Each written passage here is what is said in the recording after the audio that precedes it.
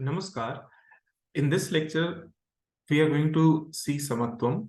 We were discussing the concept of Samatvam as given by Lord Krishna in the previous lecture also. In this particular session also, we are going to see what Lord Krishna had to say in Bhagavad Gita about Samatvam. As we know that we've discussed Samatvam in little bit detail in an introductory fashion in the previous lecture and understood that after all, what is Samatvam? Samatvam is even-mindedness and remaining steady in dualities. We all in our life are perturbed by certain dualities like happiness, sorrow, pleasure, pain, loss, defeat, birth, death. And we always want to see that we always see that we are very much affected and influenced by all these things. Even after understanding the fact that all these things are not permanent, somehow we get into this trap and we cannot come up over it. In this regard, in this chapter 2, Lord Krishna is actually dictating the doctrine of Samatvam to Arjun. Now, as we saw in the previous lecture also, that Samatvam towards what? So in these sessions, that is in previous session and in today's session also, we are going to see what we mean or what Lord Krishna had to say about Samatvam towards experiences. Overall, Samatvam in this particular lecture series that we are planning to do, in this we are going to see Samatvam as towards experience, towards objects and towards people, and how to establish Samatvam toward each one of these things. So in previous lecture also, we actually focused on the verse number 38 of the Bhagavad Gita of the chapter 2, that is the Sankhya Yoga, and which expresses Samatvam towards the varied experiences of our life. As we know that Arjuna expressed his fear that by killing the Dhritarashtra's son, he would incur sin. And Krishna goes on to address his apprehension, and he advises Arjun to do his duty without attachment, without even attaching to the fruits of his action. Because only if he attaches to the self, only if he attaches to the fruit of the action, that is victory or defeat, only victory would lead to pleasure and defeat would loss would lead to pain, isn't it?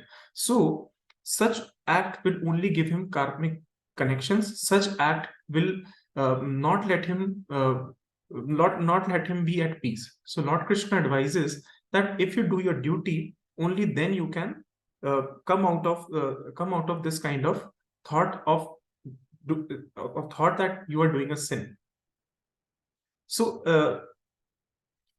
as we understood in the previous lecture, that this verse, that is Sukhe Dukhe Samyak Kritva Labha Labho Jaya Jayo Tatho Yuddhaya Yujasasva Nanam Papam Vapesisi, means if we give our selfish motives, then our action no longer remain karmic reactions. For example, let's say if somebody does a murder is a sin anyway.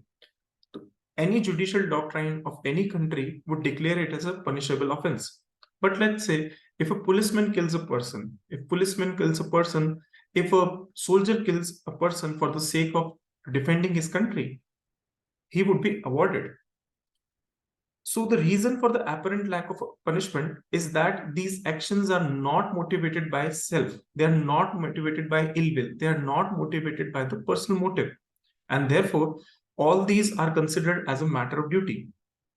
Similarly, Lord Krishna is also saying that if you give up all the selfish motives and only work merely towards this, merely perform a karma as a sense of duty, that particular karma is not going to create any karmic connection or karmic reaction, and therefore you are not committed towards sin. Therefore, Lord Krishna advises Arjun to become detached from outcomes and simply focus on his duty. Now, as we talked in the previous lecture also, that how would somebody remain so untouched? How about remaining so unattached? So as I told, that just be Hanuman. That is, just as the lotus leaf is untouched by water, those who are dedicated towards the God, abandoning all their attachment, always remain untouched by the sin. So, with all these things, we are going to start our lecture today. So, what is Samatvam? Is it a temporary condition when one goes for short retirement to Himalayan hermitage? Is it a serene peace experience in holidays to some natural reserves? The answer is no. Because after all these experiences are temporary. We are talking of something very permanent, very solid. Attainment of absolute peace and tranquility of highest caliber is what characterizes Samatvam. It is the realm of serenity where the cares, worries, anxieties, and fears which torment the soul dare not enter. Samatvam, Samatvam is the realm of eternal sunshine where all distinctions of caste, creed, and color disappear in the warm embrace of the divine love, that is, love of Krishna, and where desires and cravings have found their full satiety. So, why Samatvam? Why do we need Samatvam in our life? Understand that our true nature is Ananda. One of the name of Brahma, that is the eternal, is also Satchidananda. And after all, we are nothing but inherently we are Brahma. Inherently we are the parts of the eternal. That is, we are all Ananda. We all want happiness in our life. In order to have happiness in our life, we go behind material, we go behind taste, we go behind success, we go behind everything.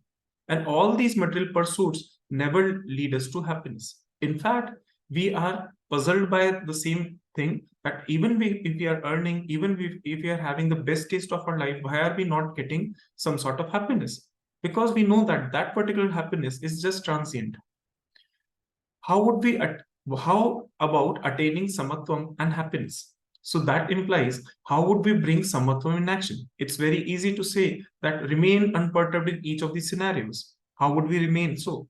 So one of the methods we've already discussed is to believe in the complete surrender of the Lord. If we really surrender ourselves to the Lord, our self, that is the self, that is the ego, does not come in between. If ego does not come in between, we are going to think ourselves as just an actor who's been given this particular role in this entire world to act.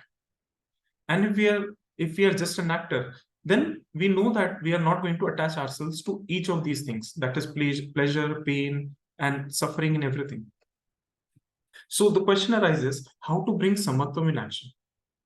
Understand that equanimity, that is samatvam, cannot be found in the acquisition of external objects. Because we know that wealth, children, property, and palatial building cannot give us an everlasting peace and balance of mind. To attain the divine qualities of samatvam, the aspirant, that is us, needs to realize his oneness with that one supreme self who lives in silent, still nature within. When he is established in that means the self with a capital S, which is ocean of peace and happiness. He is not shaken even by heavy sorrow, loss, or failure, inharmonious and disagreeable vibrations. He will be able to tide over the difficulties or crisis of life very easily and triumph in all experiences. Mysterious is this peace, marvelous is this peace. So therefore, float in this ocean of serenity and rejoice in the stillness of your own self. So how does karma and sense of equanimity come together? So for this, understand the samatvam enables us to be steady in dualities. And it is so valued that Bhagwan Krishna calls it a yoga in the shlok 48 of the chapter 2. And how would it be attained? Like how one attains that samatvam through the karma yoga can be explained by one of the important verses of Gita, that is karmanyavadikaraste ma phaleshu kadachana ma karma phal heturbhumo te sangvastu karmani. Means we have only right to perform our prescribed duties. We are not entitled to the fruits of action. So if we understand that only duties is something that we have in our hands and not the fruits of the action, whether that action is going to create so we have to consider, we cannot consider ourselves as a cause of the result and not remain attached. So you know that this is an extremely popular verse. It is an extremely popular verse which discusses the theme of the Karma Yoga. That is, we are only supposed to do our duty and we cannot concern ourselves with the result. The fruits of our action are not for enjoyment.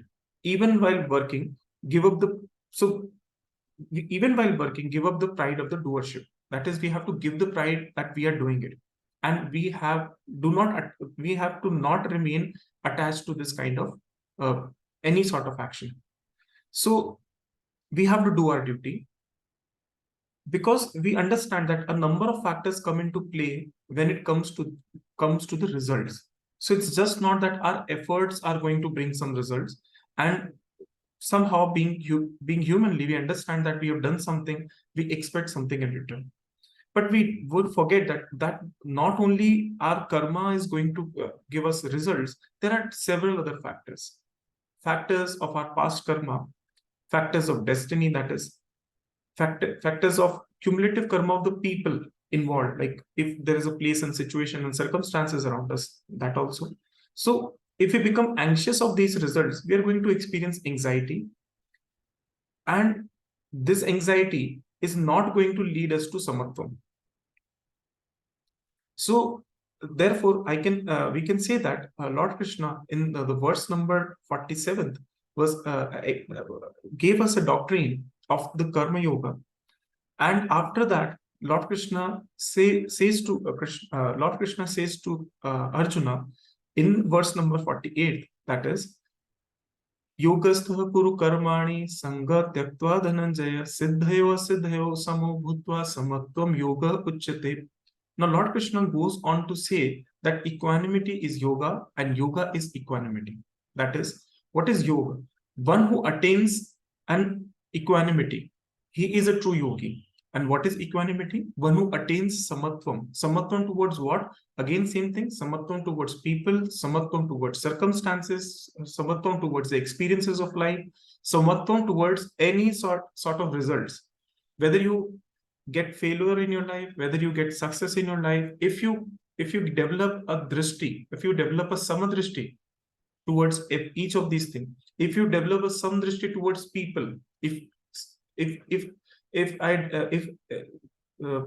that particular samatvam is instilled in us, then we are not going to get perturbed from all these externalities and dualities of life. And only in that sense, we can say that we have become a complete yogi. And only in that sense, Krishna in this particular verse says that equanimity is yoga and yoga is equanimity. So a transliteration says that perform action, O Arjuna, being steadfast in yoga, abandoning attachment and balance in success or failure. Such equanimity is called yoga. We're going to see this particular verse like word by word later on, but understand the theme of it. The theme of it says that samatvam is yoga, that is, equanimity is yoga. So Lord Krishna considers samatvam as that evenness of mind which is upheld by the truest yogi amidst the worst of all difficulties, turmoil, and calamities, as that state wherein all the mental modifications, thoughts, imaginations, whims and fancies, moods, impulses, emotions, and instincts are transcended. He explains that samatvam is being able to maintain one's own balance of mind in success, failure, gain, loss, pleasure, and pain. And that is the aptitude of a perfect master who remains equipoised in all circumstances. That is samatvam, the yoga of equanimity. So if you just pay attention to the shloka 48, it says sanga tyaktva. Sanga means something from which we get attached. Tyaktva means to become indifferent. So you can become indifferent only if you have no attachment for the actions, their fruits, place, time, incidents, circumstances, bodies and minds, etc., which belongs to matter, because without being indifferent to actions, these cannot lead you to salvation. Another thing, if you go back and see the verse, it says that siddhayo asiddhayo samo means renunciation of attachment will result in evenness of mind. A man, whether it's favorable or whether it is unfavorable, if he remains even-minded, if he remains even-minded in honor and dishonor, in praise and reproach, only then he will be called as a disciple of disinterested action. And as a follower of this particular doctrine, one should be so even-minded while performing actions that he should not bother about accomplishment or non-accomplishment, for getting the fruit or not, for getting salvation or not. Now, Krishna goes on to say, as I told you, that yogastaha kuru karmani means Lord Krishna says that the essence of true yoga lies in even-mindedness, in success as well as in failure. That is, you have to remain even-minded towards any of your experience, whether it is a glorifying experience or whether it is a depressing emotion. The person who keeps the mind firm in this poised state is called steadfast in yoga. That is, he's called sthita pragya. The sameness of mind should remain intact from the beginning of the action to its end. It should not be a temporary phase. Otherwise, the propensities of attraction and repulsion will keep coming and going. We should never allow such propensities to develop. And he goes on to say, Samatvam yoga uchyate. That is, yoga is nothing but equanimity. Equanimity is the embodiment of Lord himself. So one sees that all these things that we are saying right now, that Lord Krishna has said to us, they all seem very, very, very fancy to us. Okay, we don't feel that how we'll be able to attain this samatva. Okay, so now let us think the contrary. Let us think the contrary. And that contrary, that whatever experiences that we are feeling in our lives, right? Whatever experiences we are feeling in our life, are they permanent? The question arises, are they really permanent? Means, if there is a permanence of experience, only then it matters that we should remain attached to it. That is, if we are getting some pain in our life, is it permanent? Is the pleasure permanent? Like, all these things, we understand that these are all temporary. So samatvam needs to be maintained, or it's an understanding that one must develop, seeing the temporality of the experience, which Lord Krishna is dictating in verse number 14. And he goes on to say, Matra sparshastu kaunteya sitoshna sukha dukkhadaha agamopayano anitya tantitikshaswaha bharata. Means, in this verse, samatvam is illustrated by the words titiksha, which means ability to endure the dualities. In our language, that is in Hindi, it is called sahana. In this verse, the temporality and the impermanence of sensations are highlighted. The human body has 5 primary senses. When these senses perceive various objects, it gives rise to the sensations of happiness or distress. Bhagwan Krishna emphasized that the actions, that these sensations of happiness, distress, experienced through senses are just transitory and impermanent. Hence, one should not become too attached to them. The word that is sheath and ushna, we are going to discuss a little bit in detail, but understand that the same chilled water is there. It gives us pleasure in the summer, and the same water gives us distress in the winter. So understand that the experience is not permanent. Experience is temporary. When it is temporary, when we know that if we are facing certain difficulties in our life, when we are facing certain happiness in our life, we should, at that particular moment of time, should say to ourselves that this is not going to last. This is just temporary. What we do, we get attached to that happiness. And once we get attached to that happiness, what we do, whenever sadness or sorrow comes to us, we contemplate, okay, we were happy at that particular moment of time. And that particular thing gives us all the more distress. So remaining attached to these sensations is not going to serve our purpose. And we should understand from this slope that Bhagwan is saying that after all, whatever experiences we face in our life, they are just temporary. Shitoshna. Sheet means in Hindi or Sanskrit, sheet means cold. Ushna means hot. So if we just represent only these things like cold and heat, we are not going to do the full justice with what Lord Krishna is saying.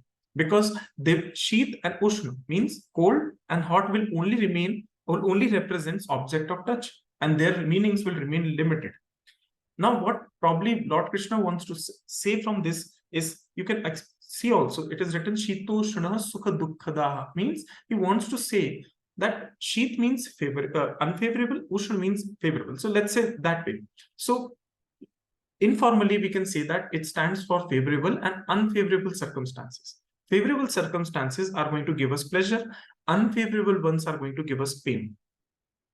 Therefore, it is proper to take the meaning that is favorable and unfavorable instead of understanding them as Sheet or Ushna.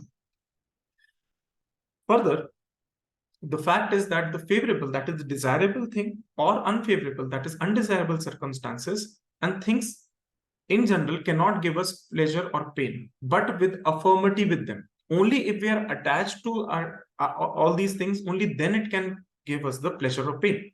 Just ask yourself a question for a moment. Is that the sorrow giving you pain, or that I am feeling sadness which is giving you the pain? Understand. Again, I'm repeating, is that sorrow that is giving you a pain, or it is that I am sad which is giving you pain? And everybody would say that I am sad that is giving me pain. Okay, so one of the ways to see all these things is detach yourself from this, be at a distance from this, become the seer, just become the drashta. Drashta in English means just become the observer. Just become the observer of the pain. Don't attach yourself with the pain. Similarly, just become the observer of the happiness. Don't get attached to it. Because understand, as Lord Krishna is saying, these are all temporary. And their temporality itself is going to give you this particular pleasure and pain, and you're going to get into this loop. And as Lord Krishna says, if you're not following the path, doctrine of Samatvam, the actions that you're going to do are going to be motivated by the selfish intent of your own pleasure, selfish intent of your own pain. Okay, and that is going to create some karma, and that particular karma will never let you be liberated. So, Lord Krishna himself has told that all the objects are producers of pleasure and pain. That is sukha dukkhadaha. So, how to remain distant? That is what I was saying. How to remain distant? This particular verse by Lord Krishna explains it very beautifully. And it says, Agamo payano anitya, means all objects from which you attach pleasure or pain have a beginning and have an absolute end. They both are born and disappear. Anitya means what? It may be said that objects may not have pre-existence or post-existence, but in between they do exist. So therefore, one can say that these are transient, these are anitya. They don't exist even in interim. Okay, they change every moment. Okay, just think about the nature. The moon that you saw today is something that you're not going to see tomorrow. The moon that you're going to see on Purnima is not something that you're going to see in Amavasya. The nature is changing. Everything changes. Every moment changes. They change so swiftly that no one can see them again in the same form. Okay, so when everything is anitya, what is the point of attaching ourselves to that particular thing? So it means that all worldly objects, all sensations are transitory and fleeting, and they change every moment. Not only object, all sensations, including our inner sense, in which we perceive objects, are all transitory. There is always a change in them. So in the words of Jagadguru Adi Shankaracharya, being established in yoga, perform actions only for God without even having desire to please Him. Okay. Knowledge gained by purification of mind as a result of desireless, that is without the desire of fruit, is called as siddhi. And whatever is contrary to it is called asiddhi. So in the words of Jagadguru Adi Shankaracharya, perform actions being even-minded amidst success or failure. This evenness of mind or equanimity is called yoga. And in the same zeal, Patanjali Yoga Darshan also says, the first verse says, the control of mind is yoga. That is yoga chitta vritti nirodha. And once who can control this mind, he actually sees himself getting rested in the self. That is a capital self. Tada drastuhu sarupe avasthana. So therefore, you can see that what Lord Krishna says is said by Patanjali Yoga Darshan also. Thus, in Patanjali Yoga Darshan, what has been called as a result of yoga, the Gita declares the same yoga as Samatvam Yoga Uchyate. One who attains Samatvam is yoga. In Patanjali Yoga Darshan, it says one who controls the mind, who gets a control of its mind. Now, as a result of that particular yoga, the seer rests in the self. That is the capital self. I'm saying self means not the ego self, the self which is real self. That is tada drashtuhu sarupe avasthanam. So with this, I'm going to pass the pattern to Alpana, who is going to share all these things, her observations about Samatvam and the verse number 48 in Hindi. I pass the pattern to her. Thank you.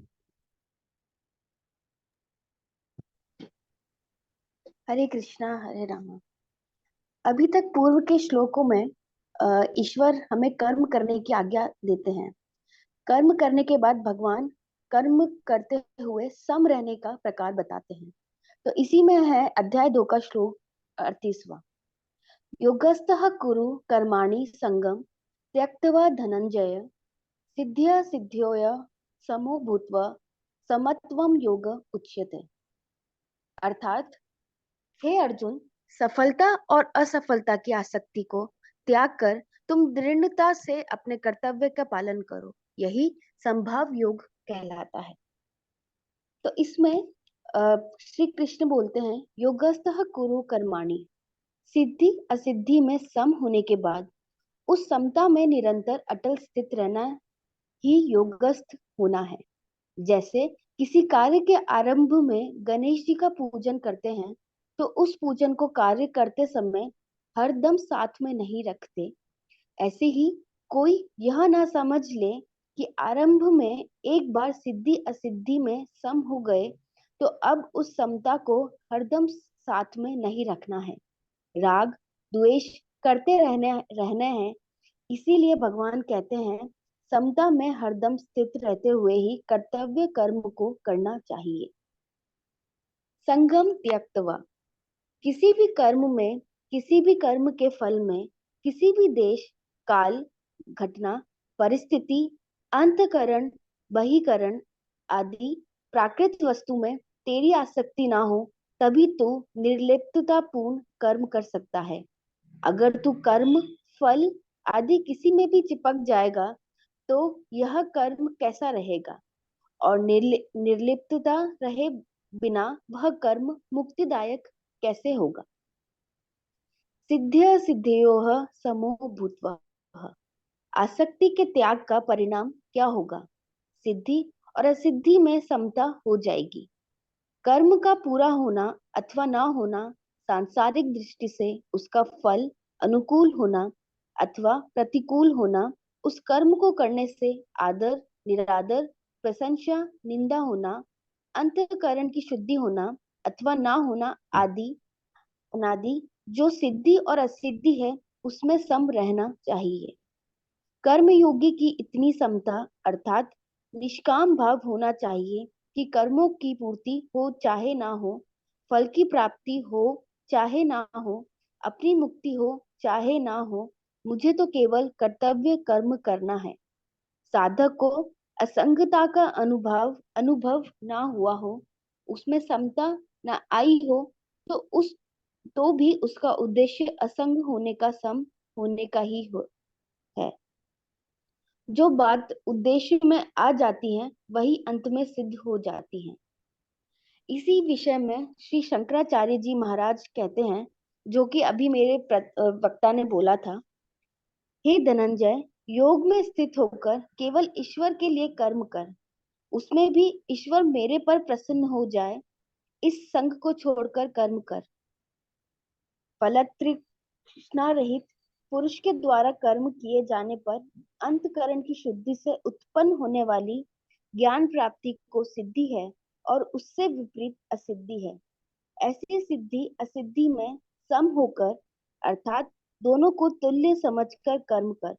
वह कौन सा योग है जिसमें स्थित होकर कर्म करने के लिए कहा है? यही सिद्धि और असिद्धि में सम होना है, इसी को योग कहते हैं। इसी श्लोक में अंत में बोलते हैं समतम योग उच्यते, समता ही योग है, अर्थात समता परमात्मा का स्वरूप है। वह समता अंतकरण में निरंतर बनी रहनी चाहिए। आगे 5वें अध्याय के 19वें श्लोक में भगवान कहते हैं जिनका मन समता में स्थित हो गया है, उन लोगों ने जीवित अवस्था में ही संसार को जीत लिया है, क्योंकि क्योंकि उनकी स्थिति ब्रह्मा में ही है। समता का नाम योग है। यह योग की परिभाषा है। इसी को आगे छठे अध्याय के 23वें श्लोक में कहेंगे कि दुखों के संयोग का जिसमें वियोग है, उसका नाम योग है। ये दोनों परिभाषाएं वास्तव में एक ही हैं। जैसे दांत की बीमारी में खुजली का सुख होता है और जलन का दुख होता है, पर ये दोनों ही बीमारी होने से दुख रूप हैं। ऐसे ही संसार के संबंध से होने वाला सुख और दुख दोनों ही वास्तव में दुख रूप हैं। ऐसे संसार से संबंध विच्छेद का नाम ही सुख दुख संयोग वियोग है। अतः चाहे दुखों के संयोग का वियोग अर्थात सुख दुख से रहित होना कहें, चाहे सिद्धि असिद्धि में अर्थात सुख दुख में सम होना कहें, एक ही बात है। इस श्लोक का तात्पर्य यह हुआ कि स्थूल, सूक्ष्म और कारण शरीर से होने वाली मात्र क्रियाओं को केवल संसार के सेवा रूप से करना है, उसके लिए नहीं। ऐसा करने से ही समता आएगी। तो अंत में मैं यही कहना चाहूंगी, समता का भाव जो हमें सभी परिस्थितियों को शांतिपूर्वक स्वीकार करने के योग बनाता है, और यह इतना प्रशंसनीय है कि भगवान ने इसे योग अर्थात भगवान के साथ एकत्व होना बताया है। जब हम यह जान जाते हैं कि प्रयास करना हमारे हाथ में है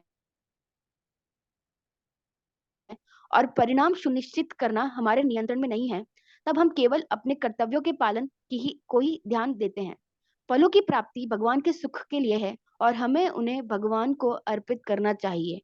अब ऐसी स्थिति में यदि हम यश और अपयश, सफलता और असफलता, दुख और सुख दोनों को समान रूप से भगवान की इच्छा मानते हुए ग्रहण करना सीख लेते हैं, तब हमारे भीतर ऐसा संभाव विकसित होता है जिसकी व्याख्या भगवान श्री कृष्ण के द्वारा की गई है। बोले आज के आनंद की जय।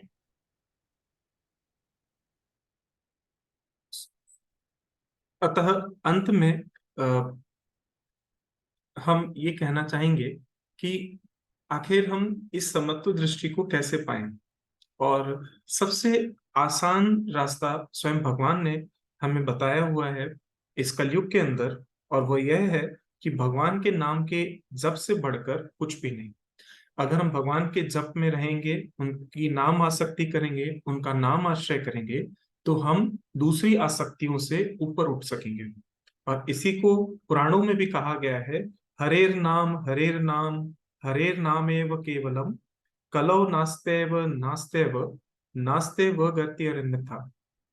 अर्थात कलयुग में केवल श्री नाम, हरि का नाम ही, हरि का नाम ही, हरि का नाम ही परम कल्याण वाला है। और इसको छोड़ के अन्य कोई उपाय नहीं है, कोई उपाय नहीं है, कोई उपाय नहीं है। और इसी को संत जन भी कहते हैं आसान भाषा में, कलयुग केवल नाम आधारा, सुमेरे सुमेरे भव उतरहु पारा। जो व्यक्ति नाम का तत्व, रहस्य, गुण, प्रभाव समझ लेता है और उसमें उसकी स्वाभाविक रुचि आ जाती है, उससे अधिक कुछ भी नहीं।